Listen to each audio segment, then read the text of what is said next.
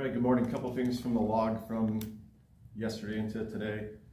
First one I'll talk about today is an aggravated assault report that we responded to. This was in the area of Mariana Drive and Marday Avenue last night around 8:10 p.m. The initial call started out as a weapons violation in which the caller had stated there had been a fight at her residence and that someone had been stabbed. Officers investigating the incident found that there was a gathering at this residence and the suspect and victim were both present at this gathering and that they knew each other. Witnesses said that the suspect had asked the victim to fight him several times during this gathering. The victim refused to do this. At some point, the suspect grabbed a chair and threw it at the victim, which hit him in the face. Both subjects did end up on the ground, where the suspect in this case had grabbed a knife and cut the victim and stabbed him in the abdomen area. Other people at the gathering were able to separate the two and pull the suspect away from the victim and call police. When the suspect found out that the police were called, he ran away from the scene before officers arrived. The 45-year-old victim in this case was taken by ambulance to the hospital where he had non-life-threatening injuries. Officers began to search for the suspect in the neighborhood nearby and were assisted by the Sioux Falls PD's K-9 unit. The K-9 began to track the suspect and showed interest in a backyard which was nearby where the gathering had taken place. Officers searching for the suspect then found him hiding under a deck of a house which was a short distance away from where the incident had taken place. He was taken into custody at that location without incident. His name is Tristan, T-R-I-S-T-E-N, Richard, R-I-C-H-A-R-D, Fry, F-R-Y-E, 42 years old of Sioux Falls. He was taken to jail for 1 count of aggravated assault. Any questions on that today? I guess, was the weapon used to stab the victim, was that something that was on his person when he arrived at the gathering? Or was it something from the gathering? Or not exactly sure where or when. He went, you said, under a deck, or he was hiding under a deck. Were there people in that home? It was in the backyard of the house, so I don't know if anybody was out at that point. So they were essentially unbothered by the incident? There's nothing to indicate that anybody else was affected by the search for him, yeah.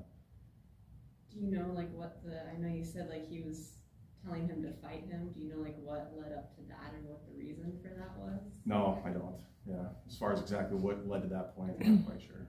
And then was alcohol or drugs a factor that you know of? Or? There's some indication in the report that there was some alcohol being consumed at this gathering.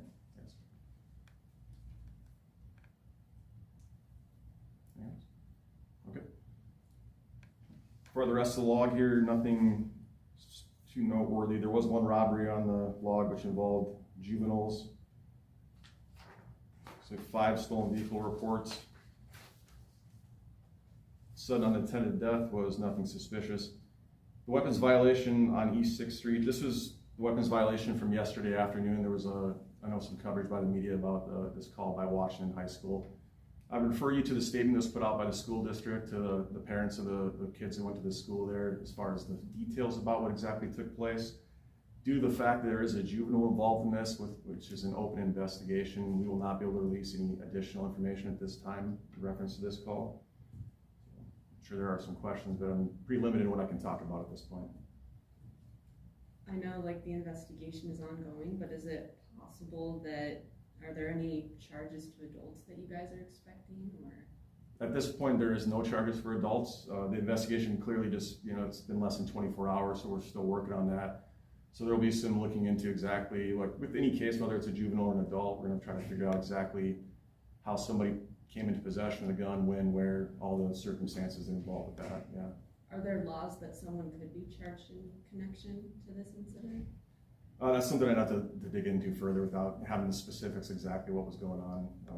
As far as being able to talk about that, I'll just leave that up to the investigation at this point. If we do get to a point, we can obviously update you with that information if it involves an adult. I'm just going to ask anyways. Do we know where, if the gun was in the bag at the school all day or where the gun came from? That's something we have to figure out exactly. When the kid possessed the gun, where he came in to possess it, where he got it from, all those things have to be part of the investigation. So at this point, we're still working on all that information. You said he, so is it the kid a boy? The kid is a boy, yes. Okay. Yep. This is another case where a juvenile had a firearm in their possession. What kinds of conversations should kids, or should adults be having with their kids about guns or any weapons for that sake? Yeah, that's what we've stressed in the last few months and for years, I guess, if you go back to the importance of knowing what your children are bringing to school or bringing, to gatherings of people. If there's incidents, involving guns, we see that, happen in different locations. So it's having conversations about gun safety as well. And that's actually something that we're going to, as we talked in the past about our safety campaign. We did last month, we did Light It Up, Lock It Up, which was involving the theft of guns from vehicles and other items from vehicles and taking the time to lock your doors for cars, houses, stuff like that. This month, we're going to roll out something along the lines of gun safety as well, and the importance of, storing your guns properly, unloading your guns, locking them so they don't fall into the wrong hands. So that's actually something that we are focusing on here in November as well. So. And then, do you know who called 911 or any further on that? I can do some digging on that here.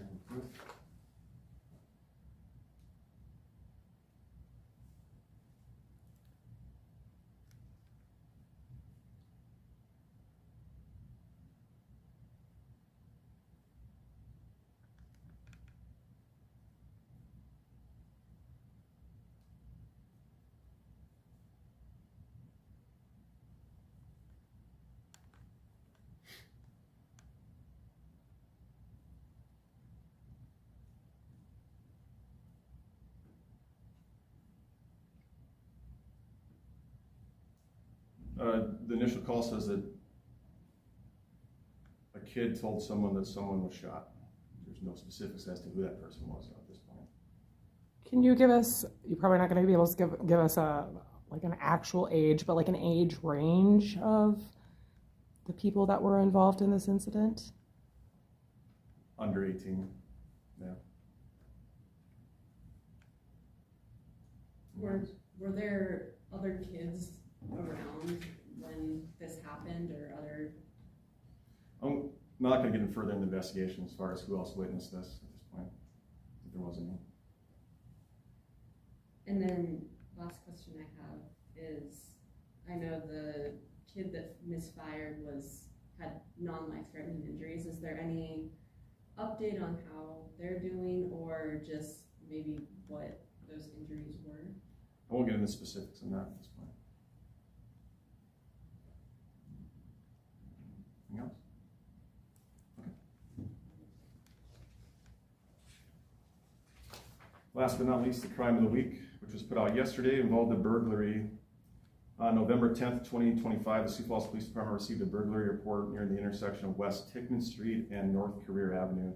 The investigation found that an unknown suspect had forced their way into a locked storage unit near that location.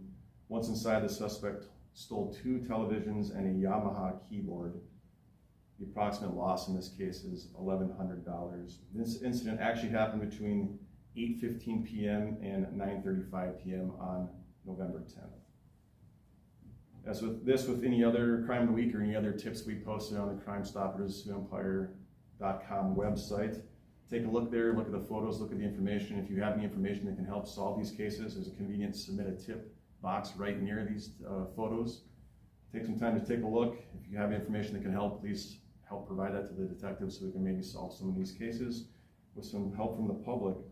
There's also rewards that are offered up to $1,000 if any of your information leads to arrest or charges for any of these cases that are listed on the website. Any questions? All right, thanks. Have a good weekend.